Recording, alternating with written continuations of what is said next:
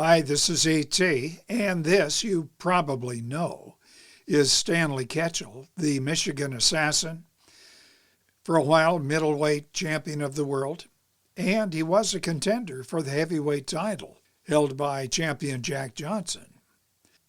On March 23 of 1910, it's just months after his loss to Johnson, Ketchel took on future middleweight champion and legend Frank Klaus, and it was in Klaus's hometown of Pittsburgh, Pennsylvania.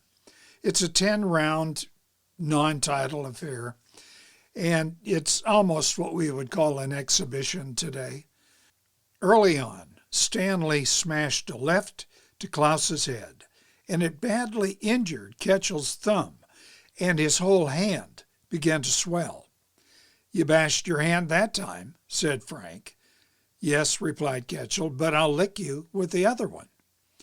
But in fact, the frustrated and very hurt Ketchel spent most of the remaining rounds clutching with an occasional burst of fury, and the result was a newspaper decision. Although BoxRec records it as a victory for Klaus, keep in mind that it took place in Pittsburgh, where an out-of-town boxer usually needed a knockout to gain any kind of victory, but it didn't matter. It was all non-title. Not in dispute. Ketchel's left hand was badly swollen. One person said it was 5 times its normal size. Doubtful, but badly swollen. Now keep in mind, he's booked to be paid for an exhibition, sparring, and hitting the heavy bag. It's for a burlesque company show. So he's not in a good mood.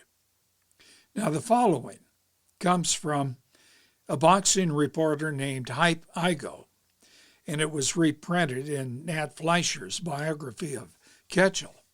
Now Igo traveled with and was very familiar with Stanley, and he wrote, and I'm quoting Igo, "I loved him as I would my own child.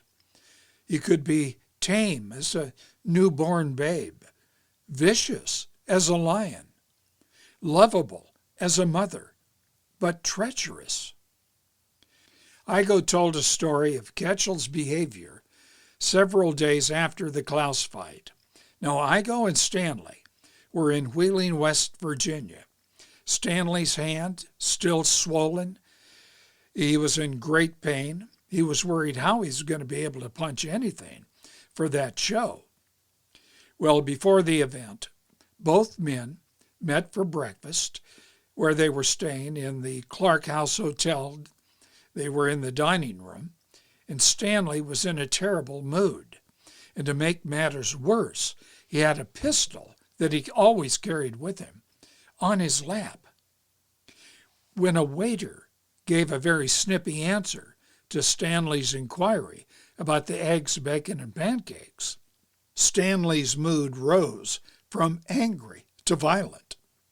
He was reaching down to pull the gun from under the tablecloth. Now Igo, at this point, knowing that Ketchel could easily put a bullet in the waiter's head, and fearing that both he and Stan would be sitting in, well, Tom Edison's new execution device, it's called the electric chair, Igo bites into his water glass, and he's purposely cutting his mouth by biting the shards. Now the blood is pouring from his lips, and he yells for help. Ketchel, now distracted, stuffed the pistol in his waistband. He helps Igo to the washroom, but Igo wants to get him out of there, and he convinces Stanley that he needs to see a doctor, anything to get away.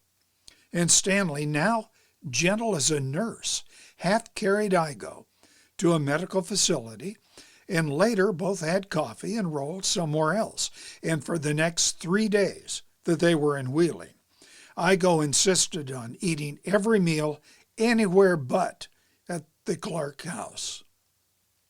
At the end of their stay in Wheeling, Ketchel did, in fact, go back to the Clark House, and he looked for the waiter, to whom he apologized profusely. An hour later, Igo and Ketchel are speeding to his training camp. Ketchel is driving his new and expensive lawyer car. He's going 80 miles an hour, and keep in mind, roads are not fitted for that kind of speed in 1910. And Igo is scared to death. Ketchel then yells out, "I'm going to die before I'm 30, suggesting to Igo that he's planning an auto wreck. But in fact, he was dead a few months later, on October 15 of 2010, at the age of 24. The writer Ring Lardner described it in these words: Stanley Ketchel was fatally shot in the back by the common-law husband of the lady who was cooking his breakfast. And that's the story. This is E.T. Comment below, subscribe, share. You know the drill. Thank you.